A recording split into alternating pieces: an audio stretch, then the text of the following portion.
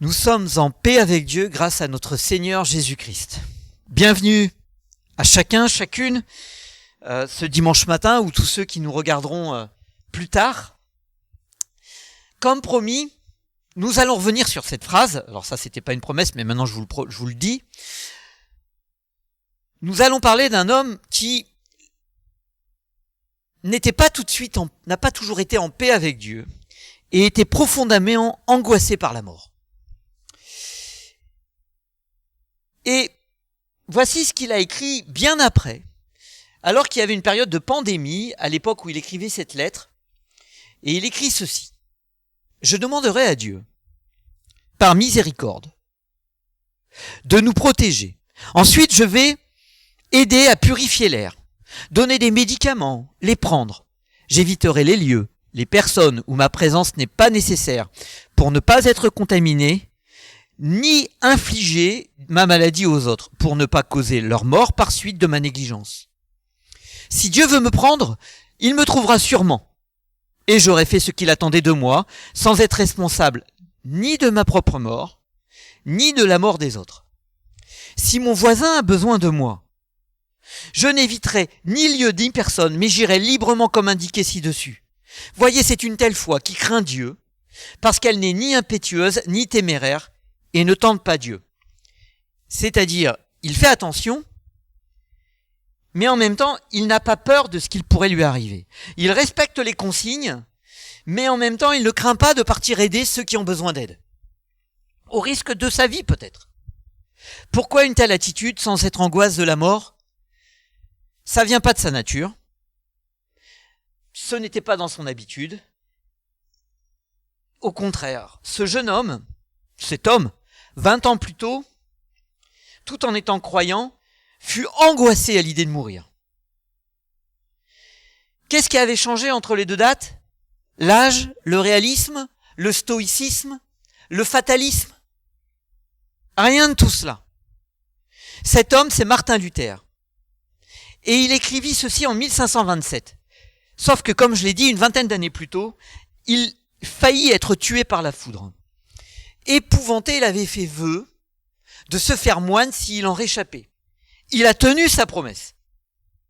Mais malgré le fait d'être moine, ça ne l'a pas délivré de l'angoisse, de cette angoisse de la mort. Jusqu'à ce qu'un jour, il tomba sur la phrase « Le juste vivra par la foi ». Et il questionna Dieu. Longtemps. Quelle foi, quelle justice. Il avait découvert ce passage au travers d'une lettre de l'apôtre Paul aux chrétiens de Rome, qui disait ceci au chapitre 3. « Dieu déclare les hommes justes par leur foi en Jésus-Christ, et cela s'applique à tous ceux qui croient, car il n'y a pas de différence entre les hommes. Tous sont péchés, et ils sont privés de la gloire de Dieu.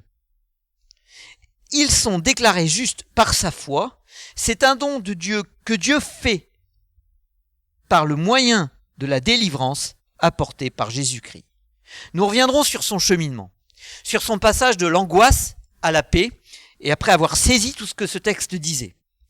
Mais en attendant, il disait qu'il aimait chanter. C'était un musicien, il composait, et il disait de la musique qu'elle gouverne le monde, qu'elle rend les hommes meilleurs, qu'elle adoucit les mœurs.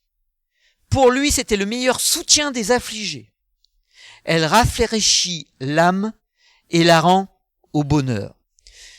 C'est ce que l'on peut lire aussi, par exemple, dans le psaume 103, au début, quand il écrit « Que tout mon être bénisse l'Éternel, que tout ce que je suis bénisse le Dieu saint, que tout mon être bénisse l'Éternel sans oublier aucun de ses bienfaits. » Et plus loin, le même psaume au verset 8 écrit ceci.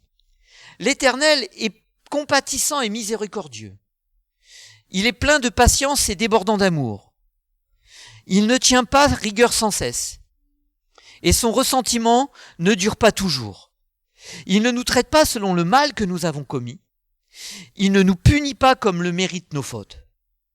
Autant le ciel est élevé au-dessus de la terre, autant son amour est immense en faveur de ceux qui les craignent. Autant l'Orient est loin de l'Occident et autant il éloigne de nous nos mauvaises actions. Et comme un père est rempli de tendresse pour ses enfants, l'Éternel est plein de tendresse en faveur de ceux qui le craignent. Il sait de quelle pâte nous sommes façonnés.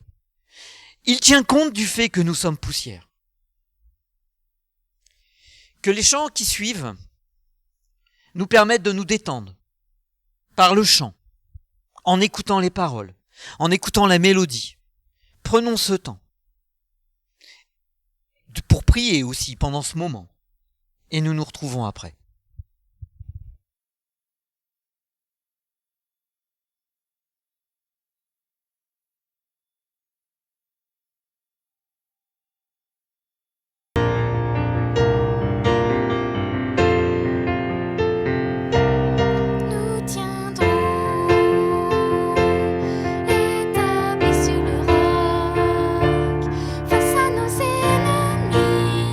Nous élevons ton nom.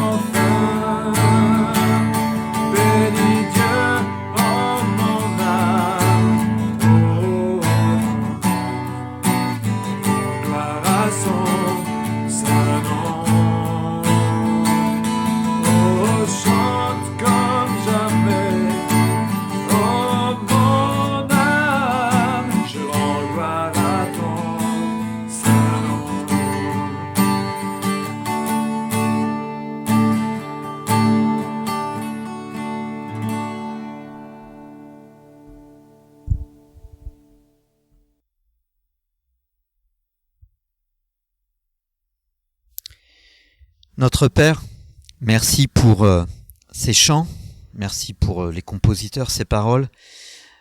Oui, nous voulons que tu fasses du bien à notre âme, à cet être intérieur qui parfois soupire, qui parfois est angoissé par ce qui se passe autour de nous. Nous voudrions aspirer à cette paix, et parfois nous l'avons, et amen.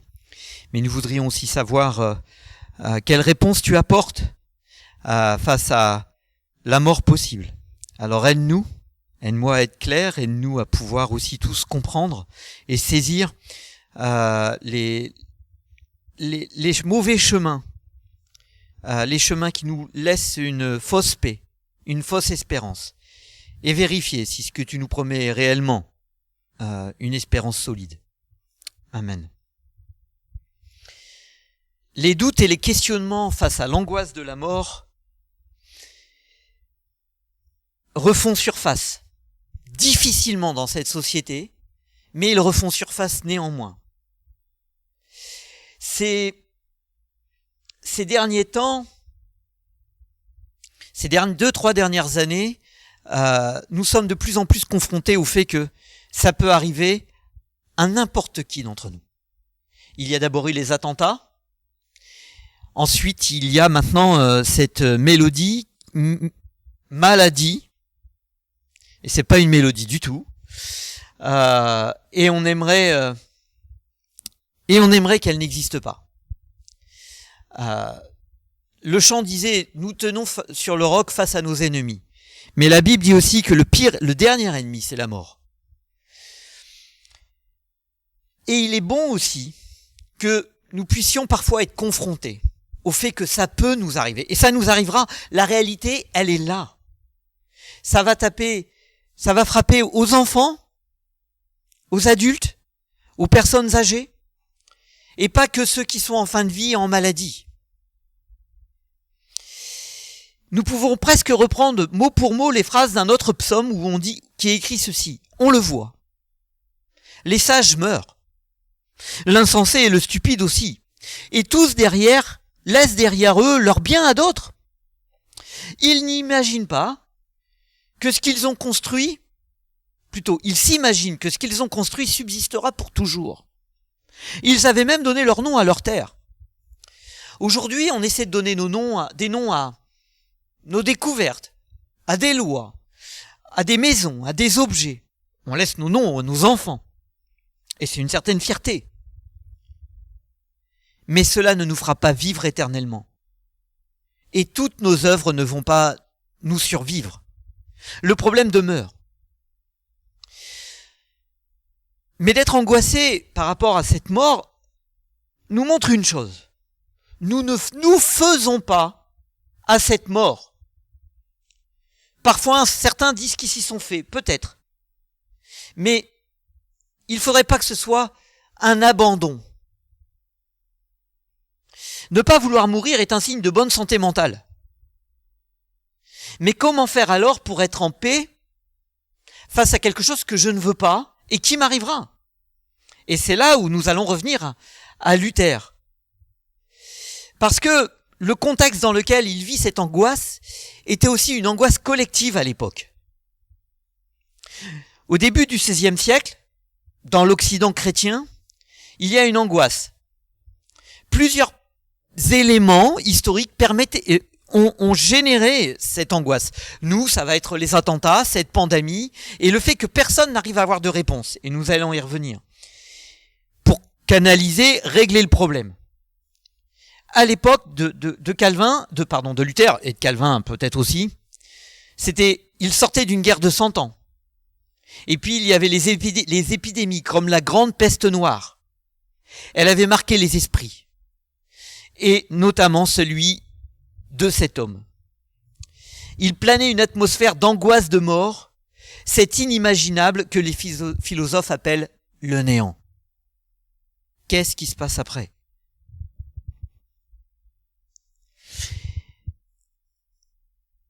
Luther pensait qu'en devenant moine et en tenant sa promesse, l'angoisse s'estomperait. Mais voici ce qu'il écrit. Moi qui vivant, comme un moine irréprochable, me sentais pécheur devant Dieu avec la conscience le plus troublée et ne pouvais trouver la paix par ma satisfaction. Je haïssais d'autant plus Dieu juste qui punit les pécheurs. Il en arrivait à détester Dieu qui punit les pécheurs. Son angoisse est spirituelle. Il sait qu'il devra se trouver devant Dieu un jour. Et les réponses de la société de son époque ne lui satisfaisaient pas. Vous me direz, mais à son époque, croire en Dieu, c'était presque obligatoire. C'était le contexte. Soit. Alors reprenons le temps de lister les réponses dans son contexte qu'il avait à son époque. Et puis nous regarderons aussi les réponses que nous pouvons avoir face à notre époque. C'est pour lui, pour son époque. Les gens croyaient en Dieu. Et il y avait un sentiment de jugement dernier qui planait. Il voulait être trouvé juste par Dieu et donc être sauvé de ses péchés. Le mot péché, aujourd'hui, ne nous parle pas tant que ça. Mais à l'époque, tout le monde avait conscience d'être en faute devant Dieu. Et tous se tournaient vers une première réponse de l'époque, c'est-à-dire les autorités religieuses. D'abord, l'Église. Elle seule pouvait, c'est ce qui était dit, donner le salut. Mais cela ne mettait pas en paix Luther. D'autant plus que sa connaissance de la Bible lui montrait deux choses. Le chef de l'Église, c'était Christ et pas le pape. Et puis, il voyait bien que dans le Nouveau Testament, il n'y avait qu'une seule Église. Sauf qu'à son époque, il y avait deux gouvernances différentes, l'Église catholique et l'Église orthodoxe. Et il se disait, mais s'il n'y a qu'une seule Église et que seul le pape sauve, que faire de tous ces chrétiens qui habitent en Orient ? Et il écrit encore ceci, n'est-ce pas une injustice criante que de rejeter de l'Église et même du ciel un aussi grand nombre de saints qui ont fait la gloire de l'Église d'Orient? Ça ne collait pas, tant avec les Écritures qu'avec ce qu'il voyait devant lui. L'Église ne pouvait pas avoir cette autorité de donner le salut. C'était des hommes. Et si le salut est donné par des hommes, ça veut dire qu'il faut obéir aux hommes. Ça ne tenait pas. La deuxième solution qui était devant Luther, c'était les œuvres. Cela se résumait à des actions par lesquelles nous pourrions racheter notre salut. Et racheter soit par les actions, soit par des finances. Mais pour Martin Luther, là encore, ce n'était pas en conformité avec ce que la Bible disait. Il s'appuyait sur l'épître aux Romains et il écrit ceci. Comment peut-on dire qu'en faisant de son mieux, on se dispose à recevoir la grâce de Dieu? Ça pourrait encore coller avec des solutions de notre époque. Troisième possibilité de trouver son salut, c'était dans la philosophie de l'époque. La société était baignée par la philosophie d'Aristote. Et Aristote ne connaît que les œuvres bonnes et mauvaises, qui fait dépendre de leur présence ou de leur absence la valeur d'un homme. C'est comme ça que Luther la voyait, sauf que cette philosophie avait imprégné toute l'Église de l'époque en fait. Mais cela encore une fois, si vous l'entendez bien, cela revient aux œuvres. On estimait comme suffisant les vertus et la sagesse, pourvu que ça la vienne du fond du cœur.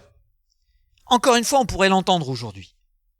Chercher à faire soi-même assez bien, pour se présenter joyeusement devant Dieu, orné de mérites ou de bonnes œuvres. Et là encore, je cite Luther. En fait, ni les autorités de l'époque, c'est-à-dire l'Église, ni la philosophie de l'époque, ni les œuvres ne trouvaient grâce aux yeux de Luther pour résoudre son problème. Pour lui, c'était si j'agis selon ma justice, ça ne collera pas parce que quand je serai devant Dieu, c'est avec la justice de Dieu que je devrais traiter. Mais il était croyant. Donc, cette position face à Dieu, ça lui posait pas de soucis, d'une certaine manière. Ça lui en posait. Mais il n'était pas ce qu'on appelle athée ou agnostique ou je sais pas. Enfin, si, je sais, mais on va s'arrêter à la liste. Nos réponses face à cette angoisse de la mort. En fait, on ne peut pas faire comme si nous serions plus forts que la mort. On peut pas faire comme Han Solo et puis faire et un coup de pistolet laser et c'est réglé. Non, c'est pas réglé. Alors on va essayer de régler des choses.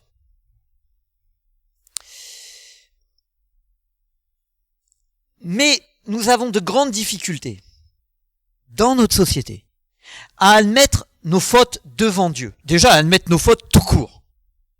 Le mot pardon devient presque impossible à prononcer. Dès le plus jeune âge, c'est quelque chose de très compliqué. Comme l'écrivait un pasteur et Jagrin, la première autorité qui aujourd'hui que nous avons, c'est nous-mêmes.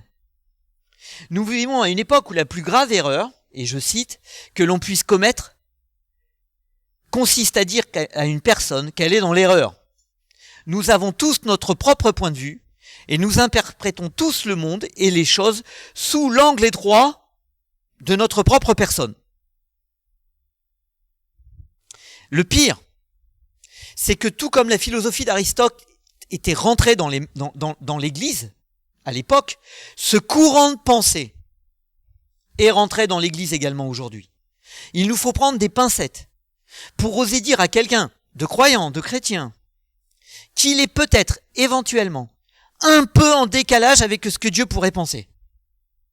Le chrétien va répondre, malgré nos précautions, tu ne me comprends pas, puis tu devrais être plus compatissant. Le non-croyant va répondre, je ne crois pas en Dieu. Et les deux pourraient rétorquer ou décliner, j'ai ma conscience pour moi. Ah, notre conscience. Sauf que dans la lettre de Paul, que Paul écrit aux Romains, la même, il est écrit que cette conscience nous accuse ou nous défend, tour à tour selon ce que nous faisons. Et nous en avons tous une de conscience. Peut-être que nous ne croyons pas tous en Dieu, mais nous avons tous une conscience. Que faisons-nous quand elle nous accuse? Nous la faisons taire? Oh, ce n'est pas si grave. Ou alors, j'ai fait de mon mieux. Ça revient à l'autre solution que l'on dégaine assez facilement. J'ai fait de mon mieux.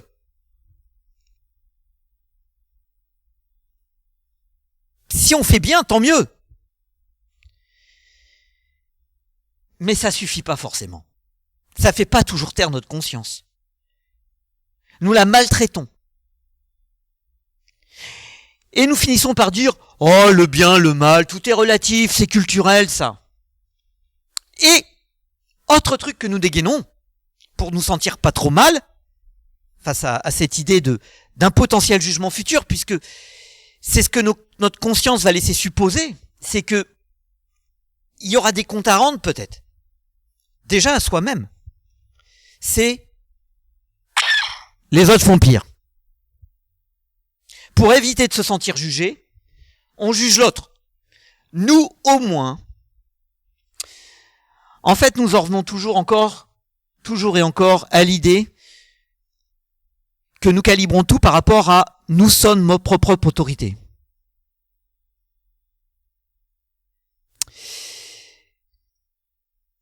Et même la dernière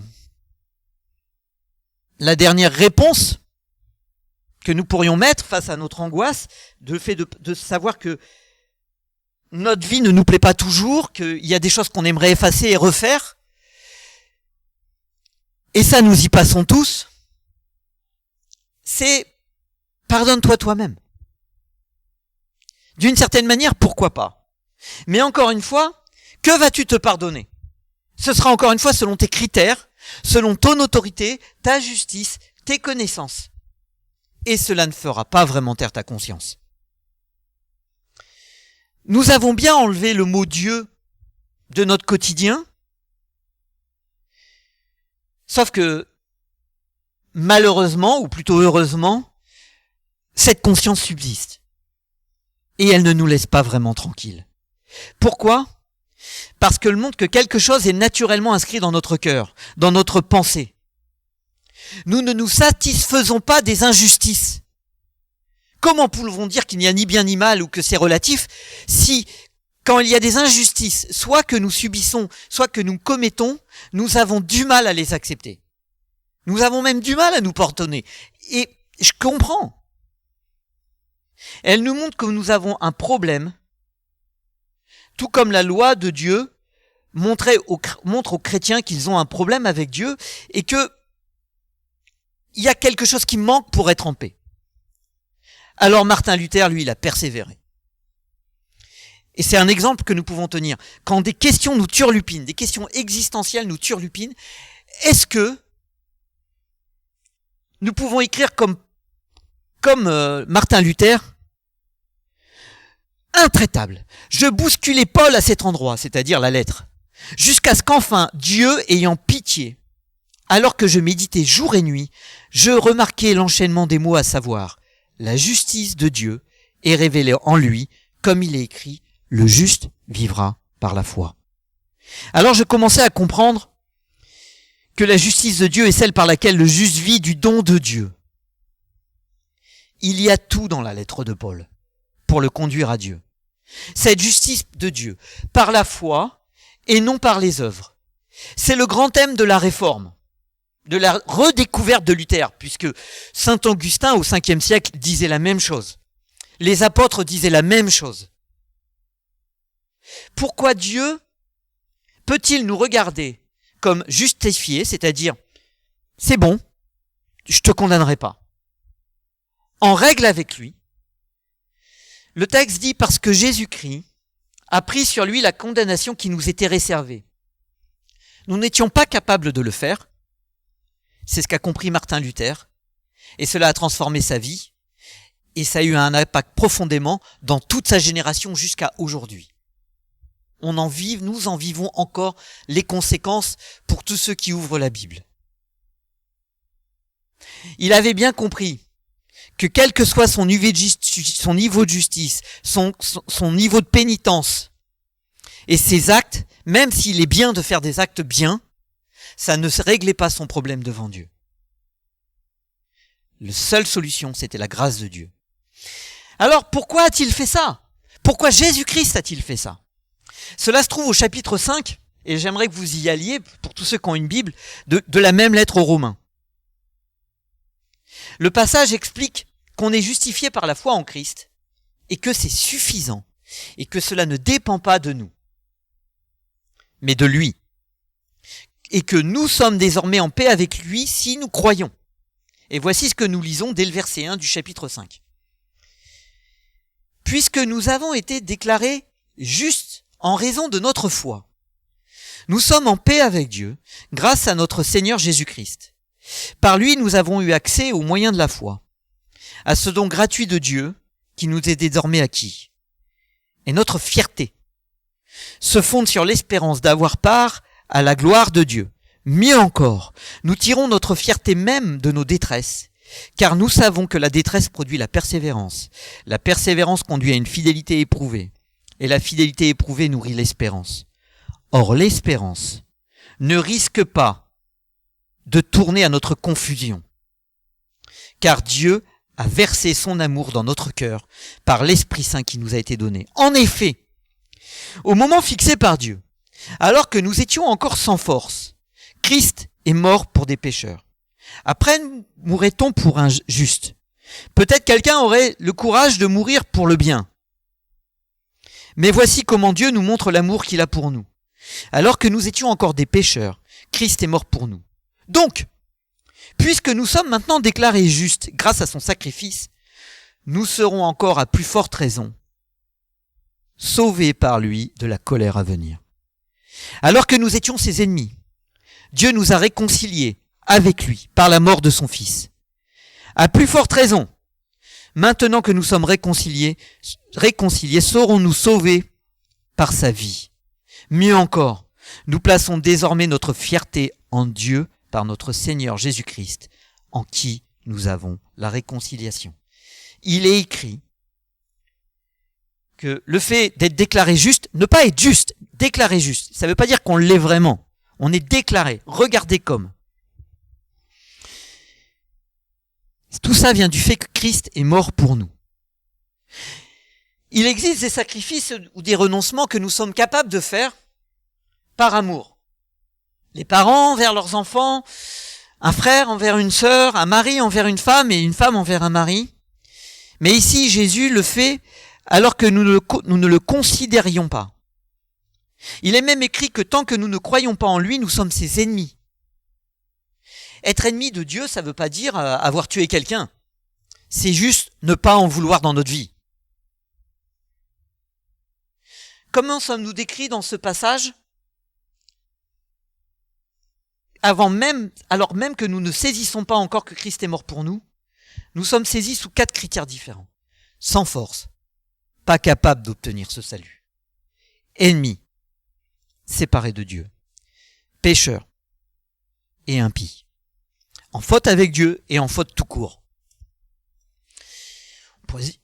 On pourrait se dire, mais qu'est-ce qu'il avait fait de mal, Luther ?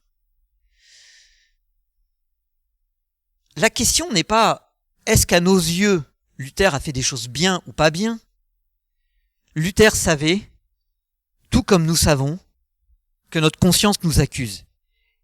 Et nous sommes en tort quelque part.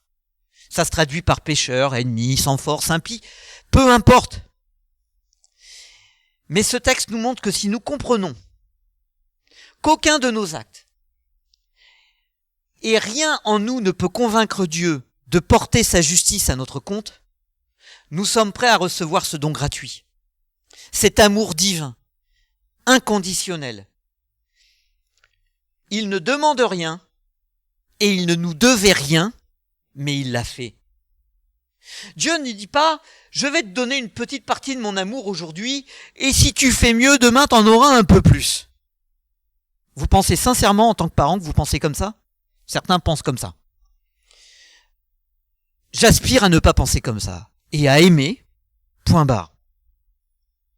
Jésus nous dit, ce texte nous dit, tout est acquis une fois pour toutes. Et ça met en paix.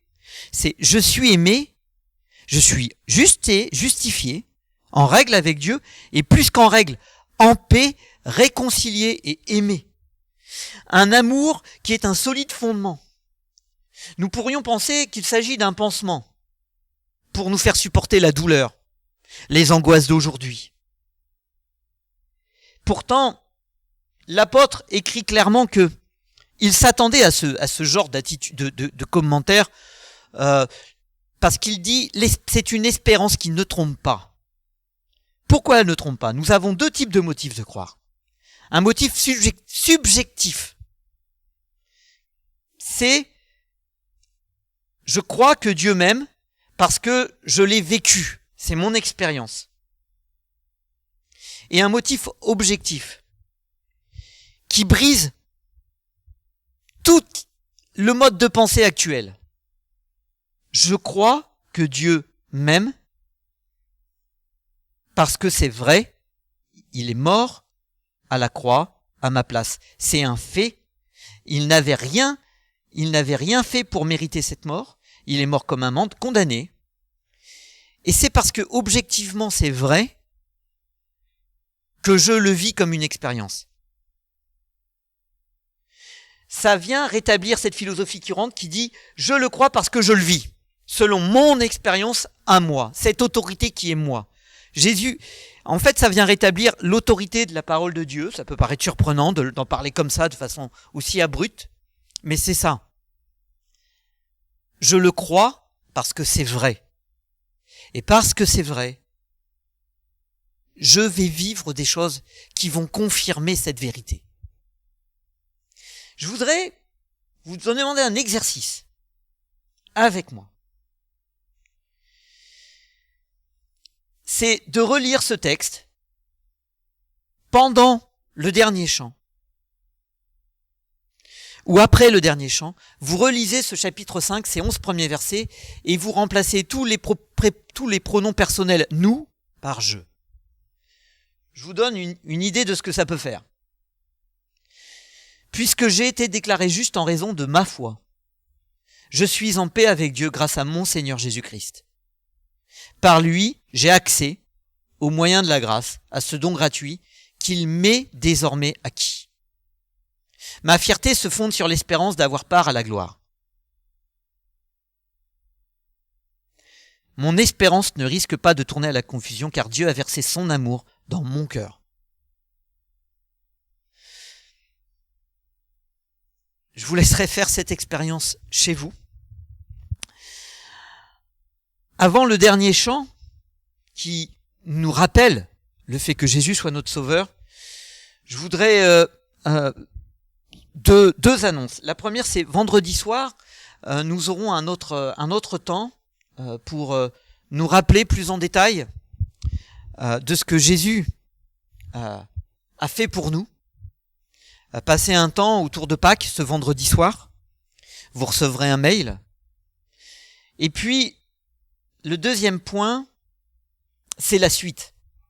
Parce qu'une fois en paix avec Dieu, Luther a vu sa vie transformée, son époque transformée.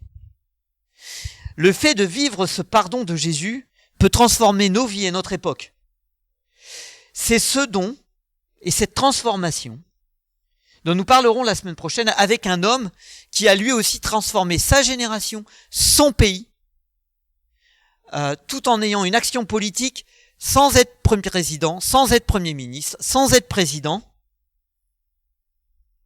sans faire la révolution, sans guillotiner personne et sans incendier personne sur les réseaux sociaux. On pourrait peut-être apprendre plusieurs choses de lui, mais ça c'est la semaine prochaine. Je prie et puis je vous laisse écouter la dernière vidéo, la dernière chant. Notre Père, merci du fond du cœur, parce que c'est par ta grâce qu'on peut vivre. Je te prie que la plupart puissent la saisir.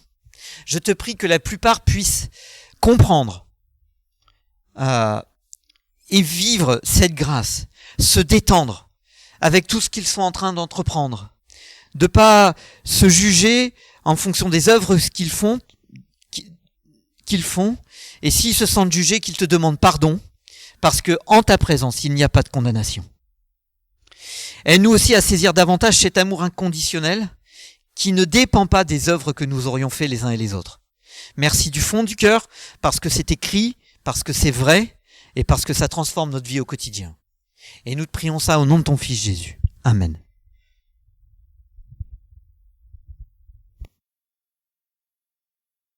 Bon dimanche.